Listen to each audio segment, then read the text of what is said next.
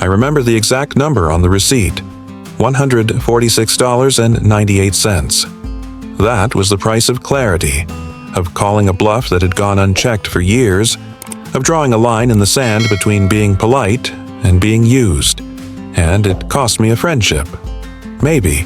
Or maybe it just revealed which ones were real to begin with. This story doesn't start with a dinner bill. It starts with exhaustion. Quiet, accumulating exhaustion. The kind you carry for years because you're too well-mannered to set it down. The kind that turns into quiet resentment. And finally, when you've had enough, into something colder, clearer, like resolve. I'm 27, been part of a tight-knit friend group since college, about 8 of us. And when I say tight-knit, I mean the kind of group where birthdays are sacred, friend-cations are tradition, and Sunday brunches feel like an unspoken ritual. But within that cozy circle were 2 people, Susan and Greg, who knew exactly how to bend that closeness to their advantage. They're charming, they're funny, and they've perfected the art of the sob story. If we were heading out for sushi, they'd pick Wagyu. If it was Italian, they'd add truffle everything. The moment the waiter walked away, it started. "Oh, this week's been rough, we might have to Venmo you later. Rent just hit, and you know how it is." But they never Venmo later. They never paid more than a fraction of what they ate. And they always ordered the most expensive thing on the menu. Every single time. You want to call it out. But how do you say it without looking petty? Or worse, mean? So you don't. You eat your feelings. And a third of someone else's risotto. Last weekend, Dan, one of the more easygoing friends in the group, hit me up. Said there was a casual dinner happening, just a get-together. Low-key. I asked him straight up, "Are Susan and Greg gonna be there?" He hesitated, then said yes. But also, could I just let it go for once? "Put your opinions aside," he said.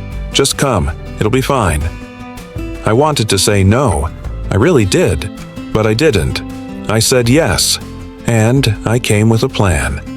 That night, 6 of us showed up. Everyone ordered, like usual. Entrees around $40, couple drinks here and there. Then Susan and Greg placed their orders. 2 dishes, each around $200. 200, lobster, steak, wine. Everyone else politely pretended not to notice. But I saw the flicker in Dan's eyes, the tiny wince, like a man who knows what's coming and has already made peace with the wreckage. Then it was my turn. I picked up the menu, paused, and told the waiter, "Just a Miller Lite, thanks." $4. That's it. Dan raised an eyebrow. "You not hungry?" I smiled, lost my appetite. And maybe something else too, like my patience. And here's the thing I didn't expect. 2 other friends looked at me, then got up and quietly told the waiter they'd cancel their orders and just have drinks.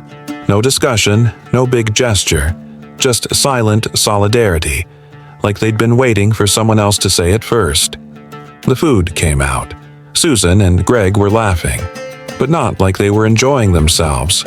More like nervous laughing, like they were performing, picking at their overpriced plates like they suddenly didn't taste so good. Then came the bill. Greg flagged the waiter and said, "Split it 6 ways." And I said no. I stood up, calm as anything, and told the waiter the bill should be split 3 ways, among the people who actually ate. Greg blinked at me like I'd just spoken Latin. "But we always split it." I looked him in the eye and said, 3 of us didn't eat. We're just paying for our drinks." I pulled out a 10, set it on the table, said goodnight, walked out. The next morning, my phone was a war zone. Greg and Susan lit it up, furious that I hadn't pitched in, furious that I'd made them pay more than they'd accounted for. I laughed, because what they'd paid was still less than what they'd eaten. But the real surprise was Dan. Dan, the guy who told me to come anyway, sent me message after message saying I pulled a stunt, that I could have just not come if I didn't want to play along, that I embarrassed everyone and stuck him with an outrageous bill. Here's what he missed. If I hadn't gone, that bill would have been split 3 ways anyway. He just didn't like that he was suddenly one of the three. That the math, for once, pointed directly at the freeloaders he refused to call out. Dan's always been the peacemaker, the nice guy, the fixer, and I get it. But sometimes being nice means letting people get hurt quietly, so no one has to raise their voice. And I'm done being quiet. I'm done paying for silence. Because Susan and Greg knew what they were doing.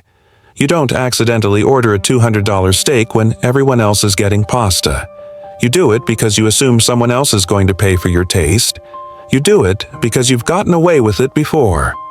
And because no one told you no. Until now. So, am I the asshole? Because I didn't order food? Because I didn't swallow the price of someone else's lie? Because I made it awkward for people who have been making it expensive for years? I don't think so. But maybe you do. And if you do, ask yourself this. Would you rather lose $20 or 20 self-respecting friends? Because that's how it happens. Slowly. Silently. Until one night someone finally looks at the menu deck and says, "I've lost my appetite." And what they really mean is, "I'm done pretending this is okay." Wow. Sometimes the real drama doesn't come from strangers, but from the people we call friends. The ones who know how to twist generosity into guilt. Who wrap entitlement in just enough charm to make you doubt yourself. But here's the truth. There is nothing petty about protecting your wallet, your boundaries, or your dignity. This wasn't about a beer or a steak. This was about drawing a line and realizing who crosses it without even saying thank you. And honestly, that quiet moment where three people silently chose drinks over drama, that's not just protest. That's courage. So let's hear from you. Have you ever been the one footing the bill while someone else dines like royalty? Or maybe you've been Dan, stuck in the middle, too polite to speak up, too loyal to walk away.